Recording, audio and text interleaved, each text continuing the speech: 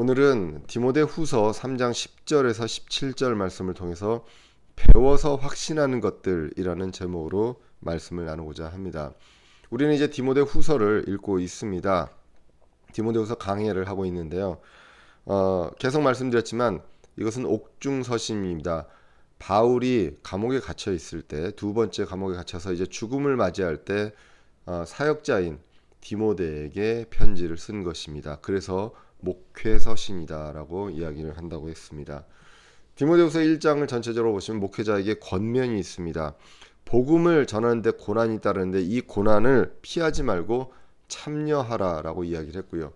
디모데후서 2장에서 보시면 이것을 맞서서 싸우는 입장에서 그리스도의 좋은 군사입니다. 그리고 일꾼이고 존귀에 이르는 그르심을, 우리 크리스찬의 정체성을 분명하게 기억을 하고 있어야 됩니다. 이 대상이 누구냐? 바로 마귀와 거짓 교사를 대상으로 했을 때 우리는 이러한 존재이고, 그렇기 때문에 이들 속이는 자들의 어떤 미혹되는 말, 그리고 여러 가지 것들을 우리가 분명하게 진리의 말씀으로 바르게 나누어서 부끄러워하는 일꾼으로 설 수 있도록 해야 한다라는 것이 이제 성경에 나와 있습니다. 그리고 이제 디모데후서 3장 1절에서 이제 9절까지를 보면 마지막 날들의 위험한 때가 나옵니다. 사람들의 어떤 현상, 이것들이 나오는데요. 이 3장 1절에서 이렇게 보시면 마지막 날들이 나옵니다. 마지막 날은 우리가 지난주에도 말씀드렸지만 교회 시대에 해당되는 것이 이제 마지막 날들이라고 보면 주님 다시 오시는 날이 가까운 때, 그때를 위험한 때라고 이야기를 한다는 것입니다. 여기에는 징조가 있습니다. 여러 가지 자연에 대한 징조도 있고 여러 가지 상황에 대한 징조도 있을 수 있지만 디모데후서 3장에서는 사람들에게서 나타나는 현상들이 있다고 말씀을 합니다. 자, 그래서 이러한 현상들이 있는데 어떤 것들이 있느냐? 자신만을 사랑한다고 합니다. 마지막 날들의 위험한 때가 분명히 이르고요. 그때는 자신만을 사랑하고 사람들이 본성에 애정이 없다고 했습니다. 하나님이 주신 본성, 하나님의 사랑, 하나님을 사랑하고 이웃을 사랑하는 그 본성에 애정이 없다고 이야기를 합니다. 그리고 거짓 교사들이 이제 득세하는 그러한 때가 바로 마지막 날들의 위험한 때가 이른다라고 이야기를 합니다. 우리는 다른 것들보다 이 사람들의 현상을 통해서 우리는 그런 것들에 대해서 임박했음을 알 수가 있습니다. 그러면 우리는 마지막 날들의 위험한 때 우리 현상을 보고 아는데 불안해할 것인가? 아니면 속이는 자들의 말을 듣고 그것들을 배우고 그 길로 갈 것인가? 우리는 무엇을 해야 할지 볼 필요가 있다는 것입니다. 그래서 마지막 날들의 위험한 때 우리는 무엇을 믿고 무엇을 배우고 무엇을 확신할 것인가? 우리는 오늘 말씀을 통해서 볼 필요가 있습니다. 오늘 본문은요, 디모데가 배워서 확신하게 된 것들에 대한 것들 중심으로 말씀이 전개가 되고 있습니다. 오늘 본문은 사역자인 디모데가 그 바울이 디모데를 통해서 이야기를 하게 된다는 것이죠. 디모데후서 3장 1절에서 9절은 지난주에 말씀드렸지만 사람들에게서 나타난 현상, 이것을 조종하는 것은 마귀입니다. 그래서 마귀에 대한 사례가 나온다고 보시면 10절 이하에서는 바울에 대한 그 모범 사례가 나온다는 것, 그것을 우리는 기억하고 말씀을 볼 필요가 있습니다. 그래서 첫 번째로 나오는 것이 바울로부터 배운 것들이 있다고 이야기를 합니다. 사람으로부터, 우리는 보이는 사람으로부터 분명히 배우는 것이 있습니다. 그렇기 때문에 그런 사람들을 롤모델이라고 합니다. 우리가 누구를 롤모델로 삼고 가느냐, 이것은 굉장히 중요하고 바람직합니다. 그 사람의 어떤 지식과 성품과 삶을 이제 우리는 롤모델을 통해서 이제 배우게 됩니다. 오늘 이제 중간에, 오늘 본문 중간에 나와 있는 말씀 중에 디모데후서 3장 14절을 보시면 그러나 너는 배워서 확신하게 된 것들 안에 거하라. 내가 그것들을 누구에게서 배운 줄 알며 라고 나오게 됩니다. 바울이 이야기합니다. 디모데에게 디모데가 배워서 확신하게 된 것들 안에 거하라고 합니다. 근데 누구에게 배웠는가? 디모데가 누구에게 배웠는가? 이것들을 이야기하고요. 앞에 3장 1절에서 9절을 통해서 보시면 마귀의 속임수, 이러한 여러 가지 현상들, 이런 것들에 흔들리지 말고 거기에 속지 말고 거기에 속으면 불안해할 수 있는데 그렇지 않고 배워서 확신하게 된 것들 안에 거하라고 분명하게 성경에서 이야기를 하고 있다는 것입니다. 그러면서 이제 바울에 대한 내용들을 먼저 이야기합니다. 바울에 대해서 먼저 배운 것을 이야기해서 10절로 돌아가시면, 그러나 너는 나의 교리와 삶의 방식과 목적과 믿음과 오래 참음과 사랑과 인내와 라고 나오게 되죠.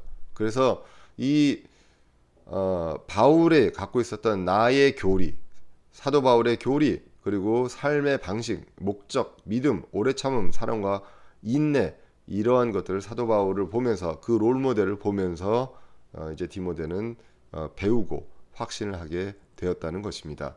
그래서 바울로부터 배운 것들 중에 첫 번째가 바로 바울이 이야기합니다. 나의 교리라고 이야기합니다. 여기서 나의 교리는 바울의 교리입니다. 그럼 바울이 만들어낸 교리를 이야기하는 것이냐? 그렇지 않다고 말씀드렸습니다. 디모데후서 2장 8절에서 나의 복음이 나왔을 때 이 나의 복음은 그리스도의 복음이었습니다. 이 그리스도의 복음을 완전하게 받아들여서 나의 복음으로 받아들였다라는 뜻으로 해석을 하게 됩니다. 그래서 여기서 교리도, 나의 교리는 예수 그리스도의 교리입니다. 하나님의 교리인데 이것을 내가 완전히 하나도 의심하지 않고 모든 것을 받아들여서 이것을 그대로 전하는 나의 교리. 그래서 이것이 디모데후서 3장 16절에 이제 하나님의 교리로 나오게 된다는 것입니다. 이 교리를 다른 성경에서 어떻게 얘기하느냐? 갈라디아서 1장 11절에 보시면, 그러나 형제들아 내가 너희에게 확실히 알리노니 내가 선포한 복음은 사람을 따라 나지 아니하였느니라. 나는 그것을 사람에게서 받지도 아니하고 배우지도 아니하였으며 다만 그것은 예수 그리스도의 계시로 말미암았느니라. 바울은 예수 그리스도의 계시로 말미암아 나의 교리, 바울의 교리를 알게 됩니다. 그래서 그 교리를 받은 그대로 전했다고 이야기를 한다는 것입니다. 고린도전서 15장에도 보시면 부활에 대해서 사도 바울이 이야기를 합니다. 부활에 대해서 이야기하지만 그것을 내가 본 부활이 아니라 성경대로 죽으시고 성경대로 장사되시고 성경대로 살아나셨다라고 이야기를 합니다. 그리고 이 사람들, 신자들도 부활한다라고 이야기를 합니다. 모든 것들을 받은 그대로, 예수 그리스도부터 받은 그대로 전하는 그 교리, 그것을 사도 바울은 나의 복음, 나의 교리라고 이야기를 하고 있습니다. 그 다음에 이제 바울의 삶의 방식과 목적을 이제 바울로부터 배웠다고 이야기를 하고 있습니다. 그리고 이제 여기에서는 무엇이 있습니까? 삶의 방식에 사도 바울은 선한 양심을 누구보다도 강조했었습니다. 사도행전 23장 1절을 보시면 바울이 공회를 진지하게 바라보며 이르되 사람들아 형제들아 내가 이 날까지 하나님 앞에서 전적으로 선한 양심을 가지고 살았노라 하거늘 이라고 이야기를 합니다. 그러므로 바울은 말씀을 전하면서 이것을 속이는 것이 아니라 수단과 방법을 가리지 않는 것이 아니라 선한 양심을 가지고 정직하게 했다는 것입니다. 요즘 이 세상에서 지금 우리나라에서 이슈가 되고 있는 그런 이단 교단에서 이야기를 합니다. 목적을 위해서 거짓말을 해도 된다라고 가르친다는 것입니다. 이것이 바로 이단입니다. 우리가 목적이 바르면 거짓말을 해도 되느냐? 그렇지 않습니다. 무엇을 해도 우리는 적법하게 선한 양심을 가지고 해야 한다는 것, 그것을 사도 바울의 삶을 통해서, 그 본보기를 통해서, 삶의 방식을 통해서 보게 된다는 것입니다. 삶의 방식은 선한 양심이었다는 것입니다. 그 다음에 이제 바울의 삶의 목적이 있습니다. 이것은 바로 복음 선포였다고 성경은 이야기를 합니다. 빌립보서 3장 8절 이하에서 보시면 참으로 확실히 모든 것을 손실로 여김은 그리스도 예수 내 주를 아는 지식이 뛰어나기 때문이라. 내가 그분을 위하여 모든 것에 손실을 입고 그것들을 단지 배설물로 여김은 내가 그리스도를 얻고 율법에서 난 내가 내 자신의 의가 아니라 그리스도의 믿음을 통한 의 곧 믿음으로 말미암아 하나님에게서 난 의를 소유한 채 그분 안에서 발견되려 함이라라고 이야기합니다. 무엇을 합니까? 내가 갖고 있는 모든 것들을 손실로 여기고 배설물로 여깁니다. 왜 그렇습니까? 그리스도를 통한 의 곧 믿음으로 말미암아 난 그 의를 소유하고 그분 안에서 발견됩니다. 그분이 알게 됩니다. 그리고 그분의 것들을 전하게 됩니다. 고린도전서 2장 2절 이하에서 이렇게 나옵니다. 나는 너희 가운데서 예수 그리스도 곧 십자가에 못 박히신 그분 외에는 아무것도 알지 아니하기로 결심하였느니라. 바울은 지식인이었습니다. 그랬음에도 불구하고 이 모든 것들 내가 갖고 있는 것을 배설물로 여기고 손실로 여기고 그리고 아무것도 알지 아니하기로 했다. 예수 그리스도 십자가에 못 박히신 그분만. 그래서 3절에서 내가 약하고 두려워하고 몹시 떨면서 너희와 함께 있었으며 또 나의 말과 나의 복음 선포를 사람의 지혜에 유혹하는 말들로 하지 아니하고 성령과 권능을 실증함으로 하였으니 이것은 너희의 믿음이 사람들의 지혜 안에 서지 아니하고 오직 하나님의 권능 안에 서게 하려 함이라라고 분명하고 담대하게 이야기를 합니다. 삶의 목적이 무엇이었는지 우리는 분명하게 알 수가 있습니다. 그 다음에 오늘 본문에서 얘기한 것이 바울의 오래 참음과 사랑과 인내입니다. 이것은 사도 바울이 세상과 사람을 대하는 자세가 이렇다는 것입니다. 오래 참음이 있고 사랑이 있고 인내가 있습니다. 늘 오래 참음. 고린도 후서의 예를 보면요. 고린도 후서를 우리가 강해를 이제 작년에 이제 했었습니다. 사도 바울은 고린도에 있는 교회를 세웠음에도 불구하고 잠시 여러 가지 상황이 허락치 않아서 고린도 교회를 방문하지 못한 그 일정의 차질로 인해서 모함과 오해를 받게 됩니다. 그것도 자신이 사랑하는 그 교회로부터 지체로부터 그리고 마귀의 세력으로부터 모함을 받게 됩니다. 이러한 여러 가지 것들이 있을 때 정말 화가 나고 화를 낼 수도 있지만 오래 참음과 그리고 그들을 사랑하는 마음 그리고 인내하는 그러한 마음으로 사람들을 대했다는 것, 이 자세를 우리는 알 수가 있고요. 이런 것들을 디모데는 바울을 보면서 바울의 삶을 보면서 교리와 믿음과 삶의 방식과 목적 그리고 오래 참음 사랑과 인내 이런 사람들을 대하는 자세 바울의 어떤 갖고 있는 교리 그리고 인생 전체의 삶에 있어서 바울의 어떤 방식과 목적 그리고 사람을 대할 때의 이 자세 이러한 것들을 디모데는 배웠다는 것입니다. 그리고 고난과 핍박을 당하는 것을 봤습니다. 바울이 여러 가지로 고난과 핍박을 받았던 것을 이제 보게 되는데 거기에서 건져내시는 하나님을 봤다고 성경은 이야기를 합니다. 그래서 이 마지막으로 봐야 될 것, 고난과 핍박을 견뎠다는 것. 이 모든 것들이 지금 디모데 후서 1장, 2장, 그리고 3장 지난주까지 여러 방식으로 녹아서 그 말씀 속에서 디모데에게 이제 다시 한번 상기시키게 되는 것입니다. 그래서 디모데서 3장 11절에 보시면 안디옥과 이고니움과 루스드라에서 내게 닥친 핍박과 고난을 잘 알았으며 내가 어떤 핍박을 견뎌냈는지도 잘 알았느니라. 네가 그런 것들에 대해서 잘 안다. 그러나 주께서 그 모든 것 가운데서 나를 건져내셨느니라 라고 성경이 이야기를 합니다. 디모데는 바울이 당한 핍박과 고난을 알고 어떻게 견뎠는지 압니다. 안디옥과 이고니움과 루스드라에서 어떤 일이 벌어졌는지 사도행전 13장과 14장에서 기록이 되어 있습니다. 안디옥에 있을 때 말씀을 전하고 복음이 선포되고 사람들이 많이 따르게 될 때 사도행전 13장 44절에 보시면 유대인들은 바울 일행을 따라다니면서 반대를 하게 됩니다.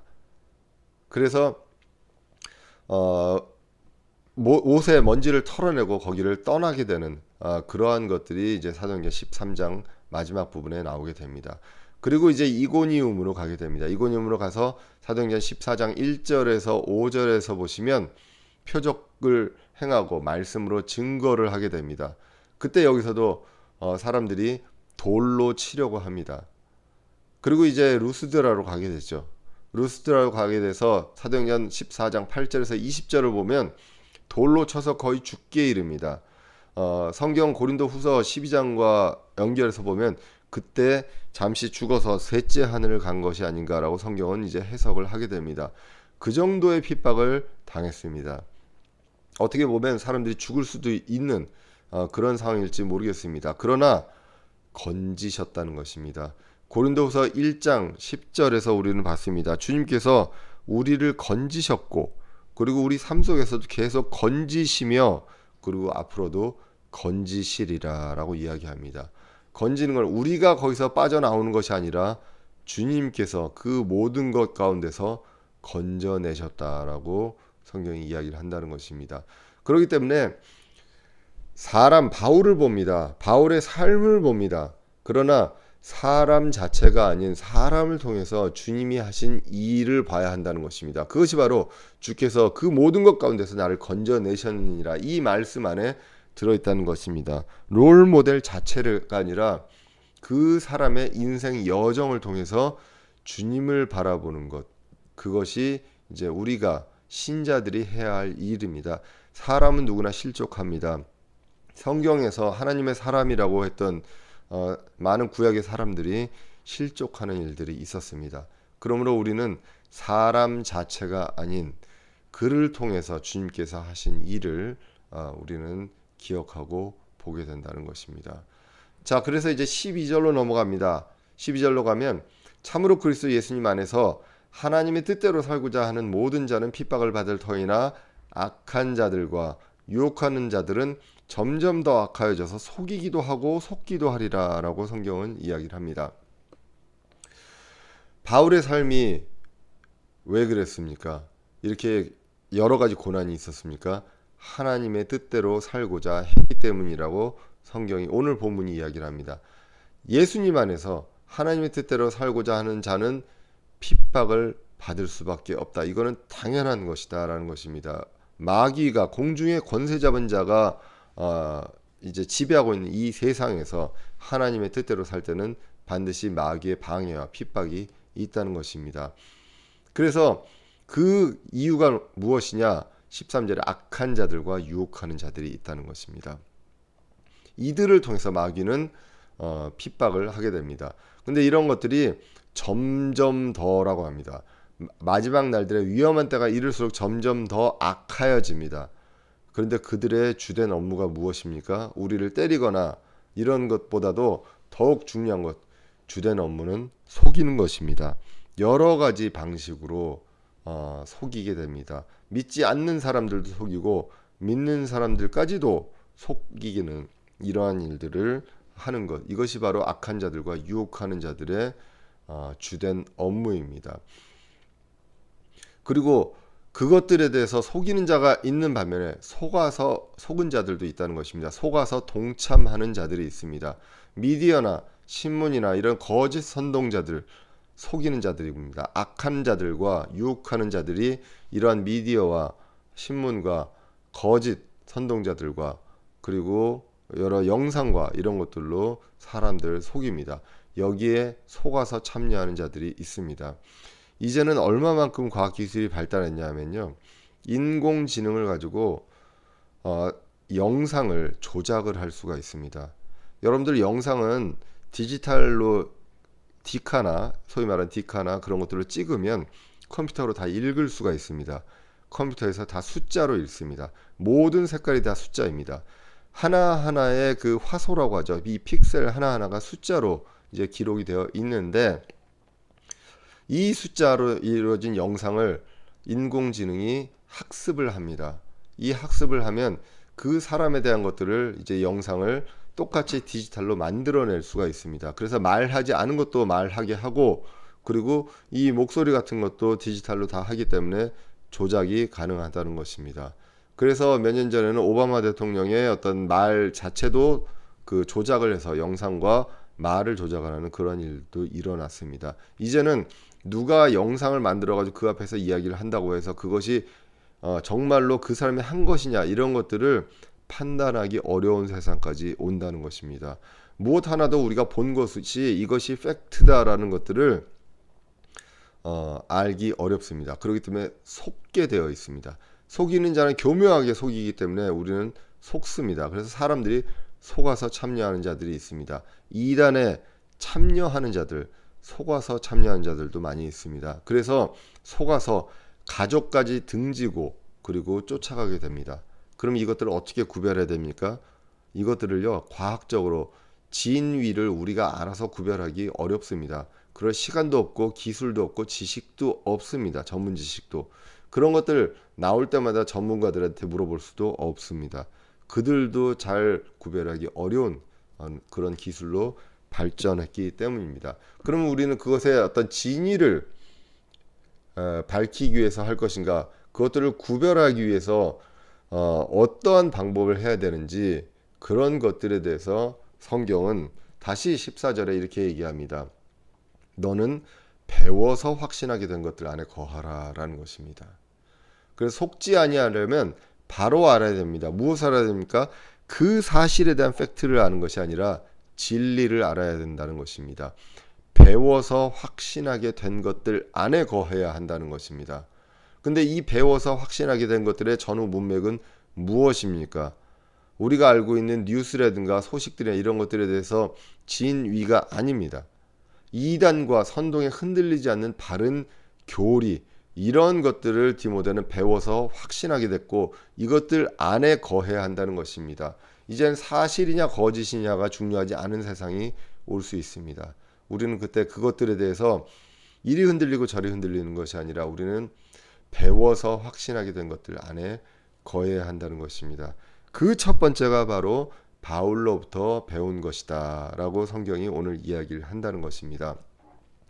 에베소서 4장 14절에 보시면 이것은 우리가 이제부터 더 이상 아이가 되지 아니하여 사람들의 속임수와 몰래 숨어서 속이려는 자들이 사용하는 간교한 술수로 말미암아 교리의 모든 바람에 이리저리 흔들려 밀려 다니지 아니하고 오직 사랑 안에서 진리를 말하며 모든 일에서 그분 안에 이르도록 성장하게 하려 함이라. 그분은 머리시니 곧 그리스도시니라 라고 성경이 이야기를 하고 있습니다.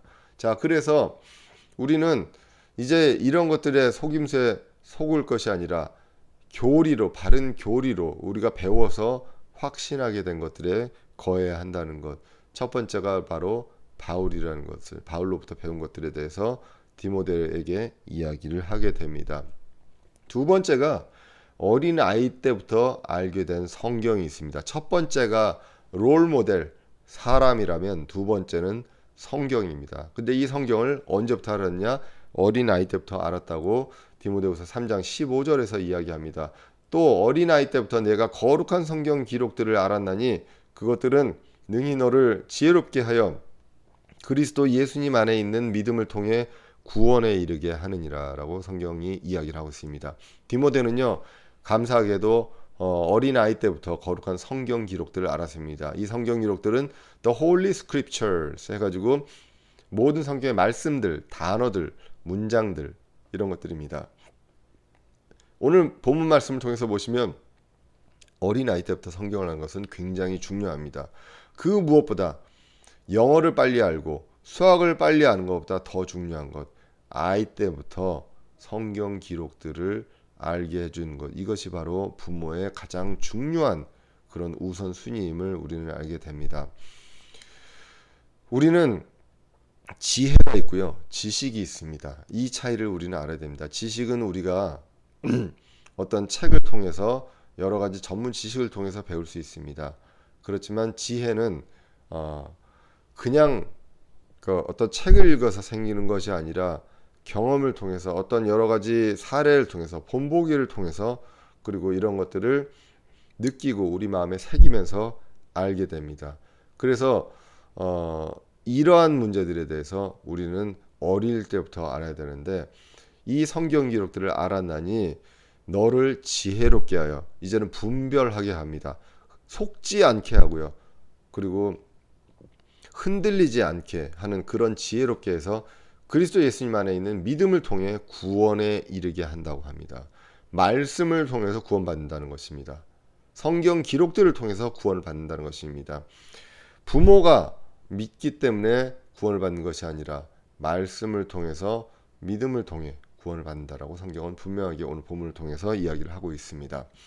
사도행전 16장 1절에 보시면 그때 그가 더베와 루스드라에 이르렀는데 보라 거기에 디모데라는 이름의 어떤 제자가 있더라. 그는 어떤 여인 곧 믿는 유다 여인의 아들이었으나 그의 아버지는 그리스 사람이더라. 그는 루스드라와 이고니움에 있는 형제들로부터 좋은 평판을 받더라라고 성경이 이야기를 했습니다. 이것은 우리가 디모데전서 처음 얘기할 때 디모데에 대해서 이야기를 할 때 언급했던 성경 말씀입니다. 디모데는 아이 때부터 거룩한 성경을 알았고요.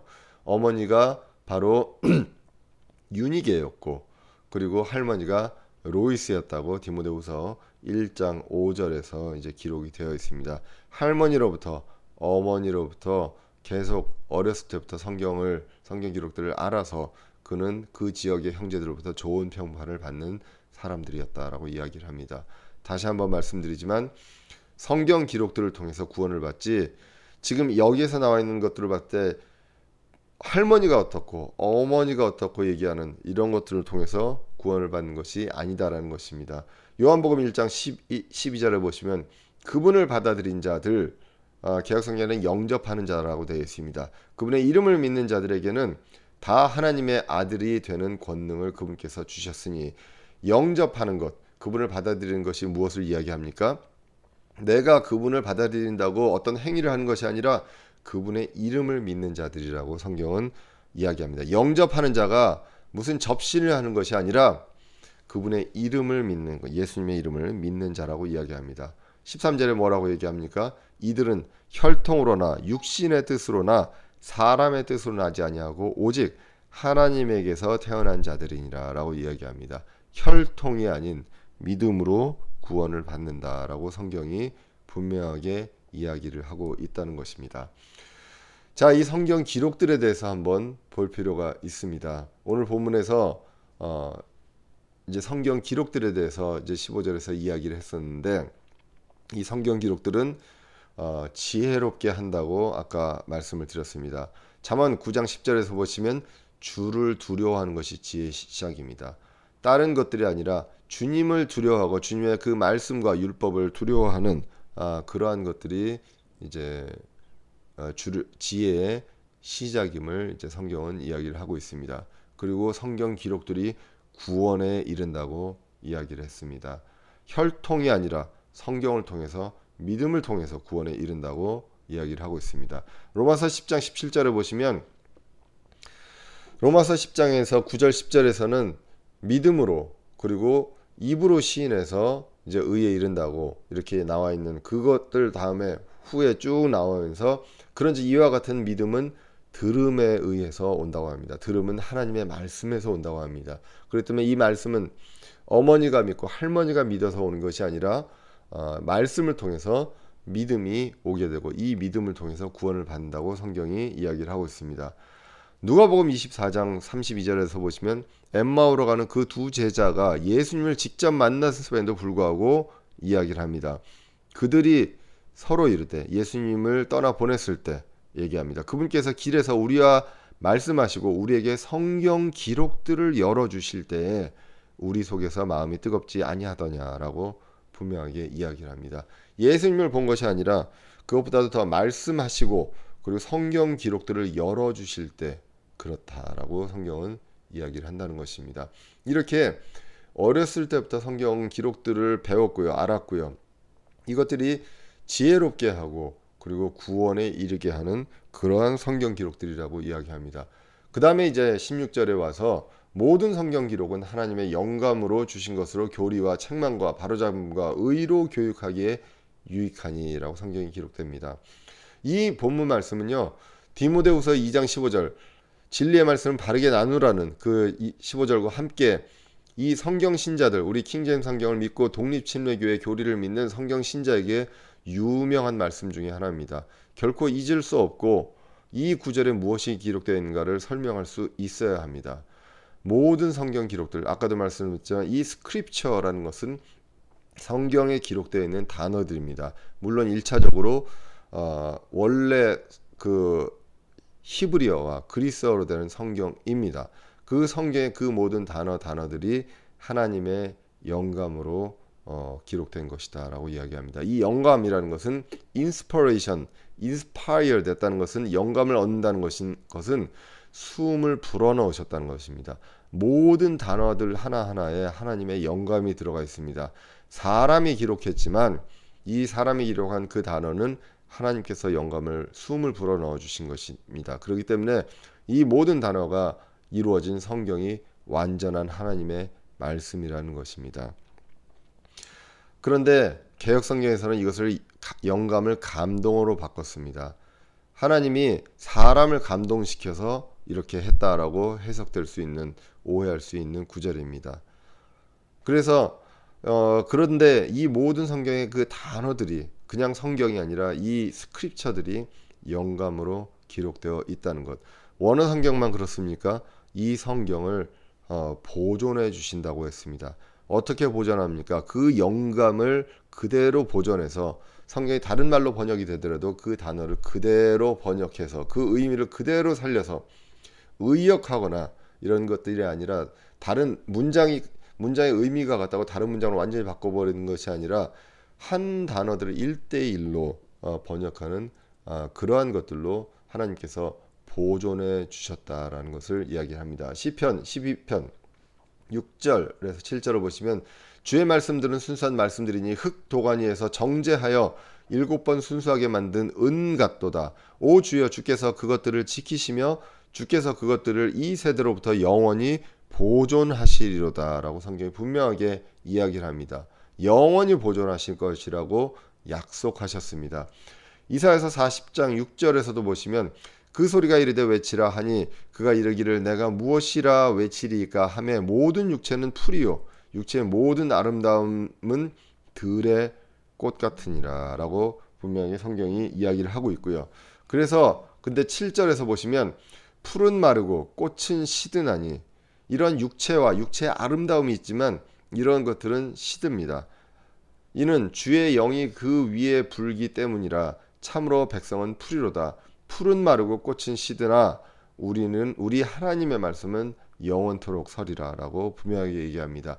영원하지 않는 것들이 세상의 거의 대부분입니다. 그러나 하나님의 말씀은 영원토록 보존되고 영원토록 서고 영원토록 선포된다는 것을 우리는 알 수가 있습니다. 신약에서도 이 말씀을 그대로 인용합니다. 베드로전서 1장 24절 25절에 보시면 모든 육체는 풀과 같고 사람의 모든 영광은 풀의 꽃과 같으니라. 풀은 마르고 그것의 꽃은 떨어집니다. 우리가 육체도 그렇고 그 영광도 영원할 것 같지만 권력도 영원할 것 같지만 다 마르고 떨어집니다. 그러나 오직 주의 말씀은 영원토록 지속되나니 복음으로 너희에게 선포된 말씀이 이 말씀이니라 라고 분명하게 얘기합니다. 복음으로 선포된 말씀, 성경으로 모든 성경 기록들에 나와 있는 그 말씀들이 주의 말씀이고 이 주의 말씀이 영원토록 지속되는 그러한 말씀이다. 바로 이 말씀이다라고 성경이 기록을 하고 있다는 것입니다. 다시 디모데후서 3장 16절로 돌아가서 보시면 이제는 모든 성경 기록은 하나님의 영감으로 주신 것으로 교리와 책망과 바로잡음과 의로 교육하기에 유익하다라고 성경 기록합니다. 개역성경에서 보시면 교훈과 책망과 바르게 함과 의로 교육하기에 유익하다라고 되어 있습니다. 거의 같은 것처럼 보이지만 다릅니다. 교리와 교훈은 분명하게 다르기 때문입니다. 교리는 닥트린입니다. 원칙입니다. 신약 성경에서 교회에 대한 말씀들, 이 교회에 대한 메시지, 이것은 교리입니다. 그 교리는요 원칙이고요 변할 수 없습니다. 교회를 대상으로 한 이 교리는 시대가 바뀐다고 변하지 않는다는 것입니다. 우리가 히브리서에도 보면 모여서 모이기를 패하는 것들을 하지 말라고 합니다. 모이기에 힘써야 하고 거기에서 말씀을 나누고 교제해야 합니다. 이것이 교리입니다. 그런데 시대가 바뀌었고 아무리 인터넷이 발달해도 그래서 온라인으로 이렇게 할 수 있다 하더라도 원칙은 모여서 예배를 드리는 것입니다. 우리가 여러 가지 불가피한 상황 때문에 온라인으로 할 수밖에 없지만 원칙은 변하지 않는다는 것, 교리는 변하지 않는다는 것을 볼 수가 있습니다. 만약에 시대가 바뀌었고 인터넷이 바뀌고 여러 가지 4차 산업혁명 시대가 왔기 때문에 이제는 예배의 방식도 바뀌어야 된다.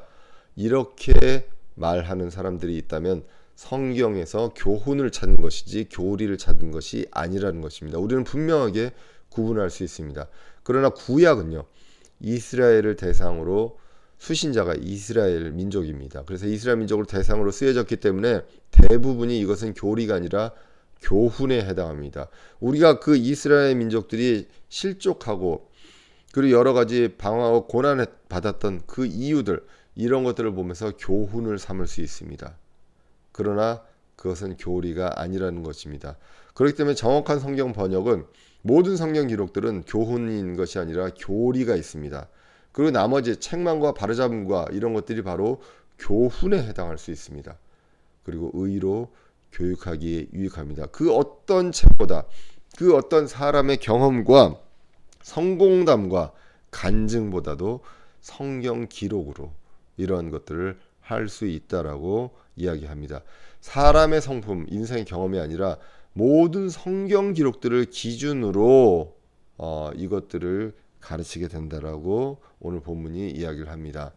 왜 그렇습니까? 목적이 무엇입니까? 디모데후서 3장 17절에 보시면 이것은 하나님의 사람이 완전하게 되어 모든 선한 일에 철저히 갖추어지게 하려 함이다라고 이야기를 합니다. 우리는 이미 주님을 믿는 사람들은 다 하나님의 사람들입니다. 완전하게 되어야 합니다. 이것은 도덕적으로 완전함을 이야기하지 않습니다. 다음 구절을 보면 구체적으로 나와 있죠. 모든 선한 일에 철저히 갖추어지게 되는 것. 이것이 바로 완전하게 되는 것입니다. 우리가 디모데후서 전체를 보시면 고난이 나옵니다. 그리고 군사가 나왔습니다. 일꾼이 나왔습니다. 그리고 그릇이 나왔습니다. 그리고 우리의 대적이 마귀가 있었습니다. 이러한 것들에 있어서 하나님의 사람으로서 이런 것들을 대응하고 거기서 이길 수 있도록 그 모든 것들이 완전하게 철저하게 갖추어져야 한다는 것. 선한 일을 하기 위해서 철저하게 준비되어야 한다는 것입니다. 무장이 되어야 되고 군사가 무기와 장비로 무장을 해야 한다는 것입니다. 여기서 이 영어가 furnished입니다. 우리가 보통 가구를 furniture라고 하죠.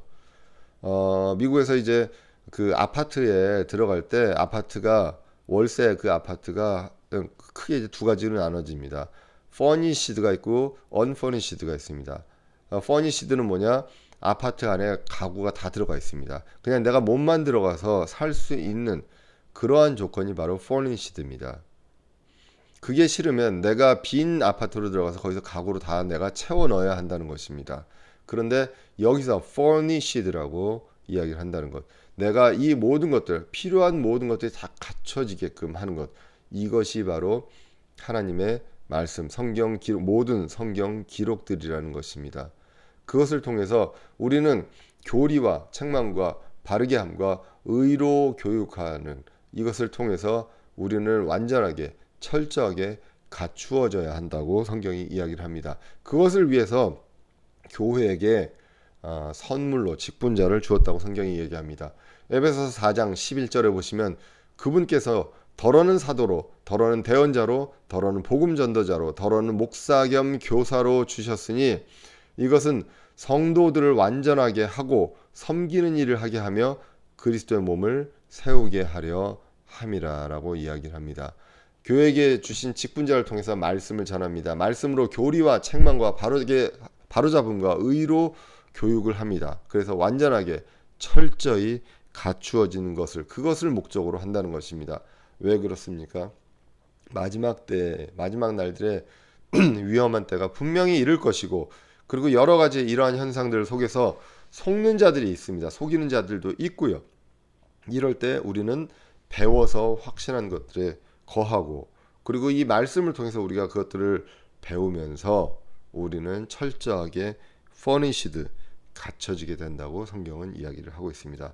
오늘 말씀을 이제 요약을 해보고자 합니다. 마지막 날들의 위험한 때 분명히 온다는 것입니다. 사악함이 팽배하고 속임수가 있습니다. 무엇에 관심을 두어야 하겠습니까? 결국은 다 필요 없다는 것입니다. 이제는 주님 오실 날이 가까이 왔다는 것입니다. 그때가 가까이 왔음을 우리는 무엇을 통해 안다고 했습니까? 사람들에게서 나타나는 현상을 통해서 알 수 있다고 얘기했습니다. 자기만 사랑하고 본성에 애정이 없고 거짓 교리를 퍼뜨리는 거짓 교사들이 만연하는 그러한 세상, 마지막 날들의 위험한 때가 있다는 것입니다. 그러므로 우리는 여기에서 흔들리거나 또는 다른 것들을 보는 것이 아니라 우리는 배워서 확신하게 된 것들 안에 거해야 한다는 것, 그것을 오늘 성경이 이야기를 하고 있습니다. 바울이 디모데에게 이야기한 것처럼 우리는 이 말씀들을 통해서 우리가 그런 어지러운 때가 왔을 때, 어지러운 때 이 세상에서 우리는 어떤 사건의 진실 이런 것들보다 내 어떤 정의 이런 것들보다 배워서 확신하게 된 것들 안에 거해야 한다는 것입니다. 그것에 대해서 이야기를 하고 있습니다. 그래서 먼저 바울에게서 말씀에 의한 교리와 삶의 본보기를 배웠습니다. 사람을 보기는 쉽습니다. 디모데도 바울을 통해서 먼저 봤기 때문입니다. 그러나 사람을 통해서 일하시는 주님을 봐야 한다고 했습니다. 바울이 받는 그 핍박을 통해서 바울이 빠져나온 것이 아니라 주님께서 그를 건지셨다고 오늘 본문이 분명하게 이야기를 하고 있기 때문입니다. 그 다음에 어려서부터 가정에서 말씀을 배웠다고 이야기를 합니다. 그렇기 때문에 우리는 부모로서 어렸을 때부터 가정에서 아이들에게 말씀을 가르쳐야 합니다. 물론 세상 지식 중요합니다. 그리고 대학 가는 거 중요합니다. 그렇지만 그것보다도 가장 최우선을 둬야 될 것은 말씀이라는 것입니다. 그래서 이 말씀을 통해서 혈통이 아닌 믿음으로 구원을 받는다는 것, 이것을 오늘 본문을 통해서 분명하게 알 수가 있습니다. 그래서 사람이 아닌 성경 기록들을 통해서 교리와 책망과 바로잡음과 의로 교육을 받게 됩니다. 왜 이렇게 해야 합니까? 우리는 철저히 갖추어져야 하기 때문이라고 성경이 이야기를 하고 있습니다.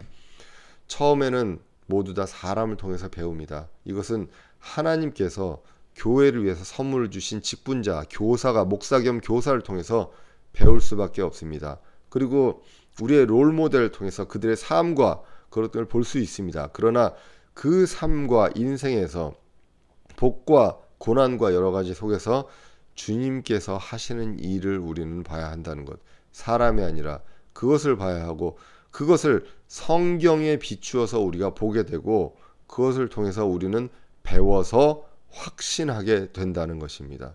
그래서 성경을 통해서 우리는 철저히 갖추어지게 됩니다.